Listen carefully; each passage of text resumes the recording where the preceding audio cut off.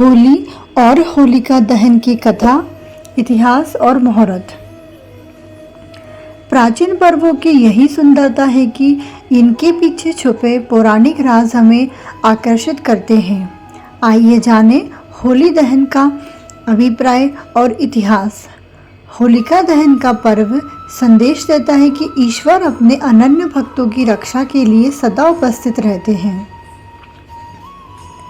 होलिका दहन होली त्यौहार का पहला दिन फाल्गुन मास की पूर्णिमा को मनाया जाता है। इसके अगले दिन रंगों से खेलने की परंपरा है। होली बुराई पर अच्छाई की विजय के उपलक्ष्य में मनाई जाती है। होलिका दहन के अगले दिन पूर्ण हर्षोल्लास के साथ रंग खेलने का विधान है और अबीर गुलाल आदि एक दूसरे को लगाकर व गले मिलकर इस पर्व को मनाया जाता है। भारत में मनाए जाने वाले सबसे शानदार त्योहारों में से एक है होली। दिवाली की तरह ही इस त्यौहार को अच्छाई की बुराई पर जीत का त्यौहार माना जाता है।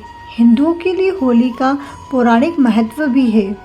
इस त्यौहार को लेकर सबसे प्रचलित है प्रहलाद, होलिका और हिरण्यकश्यप की कहानी। लेकिन होली की केवल यही नहीं बल्कि और भी कई कहानियाँ प्रचलित है।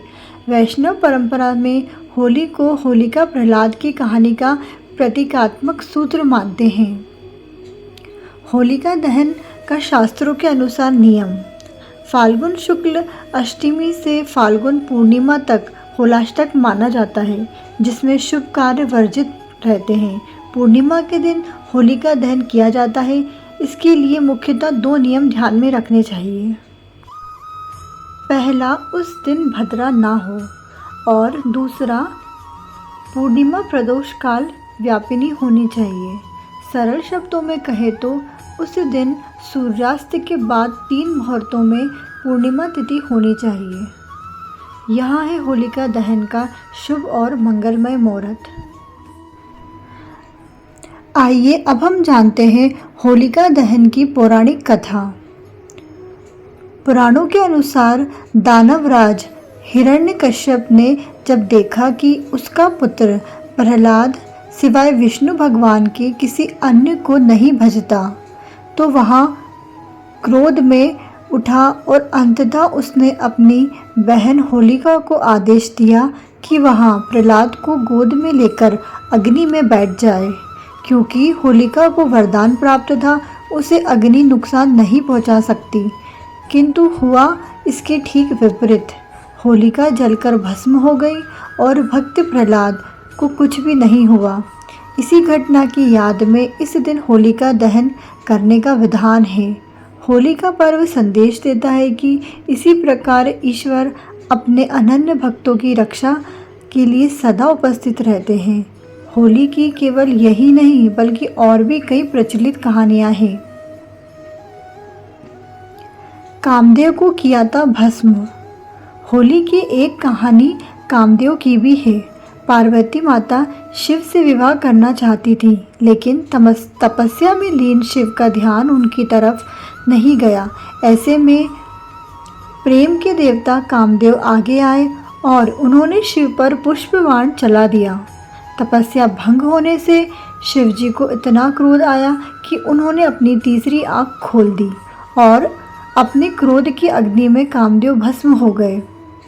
कामदेव के भस्म हो जाने से उनकी पत्नी रति रोने लगी और शिव से कामदेव को जीवित करने की गुहार करने लगी। अगले दिन शिवजी का क्रोध शांत हो चुका था। उन्होंने कामदेव को पुनर्जीवित किया। कामदेव के भस्म होने के दिन होलिका जलाई जाती है और उनके जीवित होने की खुशी में रंगों का त्यौहार मनाया जाता है। महाभारत की कहानी। महाभारत की एक कहानी के मुताबिक युधिष्ठिर को श्री कृष्ण ने बताया, एक बार श्री राम के पूर्वज रघु के शासन में एक असुर महिला थी। उसे कोई भी नहीं मार सकता था क्योंकि वहाँ एक वरदान द्वारा संरक्षित थी। उसे गली में खेल रहे बच्चे के अलावा किसी से भी डर नहीं था। एक दिन गुरु वशिष्ठ ने बताया कि उसे मारा जा सकता है यदि बच्चे अपने हाथों में लकड़ी के छोटे टुकड़े लेकर शहर के बाहरी इलाकों के पास चले जाएं और सूखी घास के साथ साथ उनका ढेर लगाकर जला दे, फिर उसके चारों ओर परिक्रमा दे, नृत्य करे, ताली बजाए, गाना गाए और नगाड़े बजाए। फिर ऐसा ही किया गया। इस दिन को एक उत्सव के रूप में मनाया गया जो बुराई पर एक मासूम दिल की जीत का प्रतीक है। श्री कृष्ण और पूतना की कहानी। होली का श्री कृष्ण से गहरा रिश्ता है। जहाँ इस त्यौहार को राधा कृष्ण के प्रेम के प्रतीक के तौर पर देखा जाता है, वहीं पौराणिक कथा के अनुसार जब कंस को श्री कृष्ण के गोकुल में होने का पता चला तो उसने पूतना नामक राक्षसी को गोकुल में जन्म लेने वाले हर बच्चे को मारने के लिए भेजा। पूतना स्तनपान के बहाने शिशुओं को विषपान कराना चाहती थी, लेकिन कृष्ण उसकी सच्चाई को समझ गए। उन्होंने दुग्धपान करते समय ही पूतना का वध कर दिया। कहा जाता है तभी से होली पर्व मनाने की मान्यता शुरू हुई।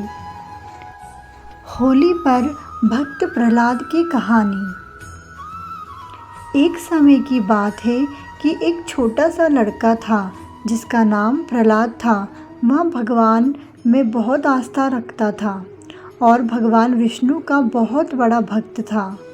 उसके पिता राजा थे। उनका नाम हिरण्यकश्यप था और वे बहुत बड़े नास्तिक थे। वे भगवान को नहीं मानते थे। उसके पिता बहुत अकड़ू और घमंडी थे। वे खुद से बढ़कर किसी को भी नहीं मानते थे। जब उन्हें यह बात पता चली कि उनका बेटा प्रहलाद किसी विष्णु नाम के देवता की पूजा करता है, तो उन्हें यह बात बिल्कुल पसंद नहीं आई। उन्होंने प्रहलाद को बहुत बार समझाया कि वह विष्णु की पूजा करना छोड़ दे, लेकिन प्रहलाद नहीं माना क्योंकि उसके तो तन मन व रोम रोम में विष्णु जी बसे थे। इस बात से आहत होकर हिरण्यकश्यप अपने बेटे प्रहलाद को सबक सिखाना चाहते थे। जब सारी कोशिशों के बाद भी हिरण्यकश्यप प्रहलाद को विष्णु जी की भक्ति करने से रोक नहीं सके और उसे बदल नहीं पाए, तो उन्होंने उसे मार देने का सोचा। फिर उन्होंने एक दिन प्रहलाद को मारने के लिए अपनी बहन होलिका की मदद ली। होलिका को भगवान शंकर से वरदान मिला हुआ था। उसे वरदान में एक ऐसी चादर मिली थी जिसे ओढ़ने पर अग्नि उसे जला नहीं सकती थी। होलिका उस चादर को ओढ़कर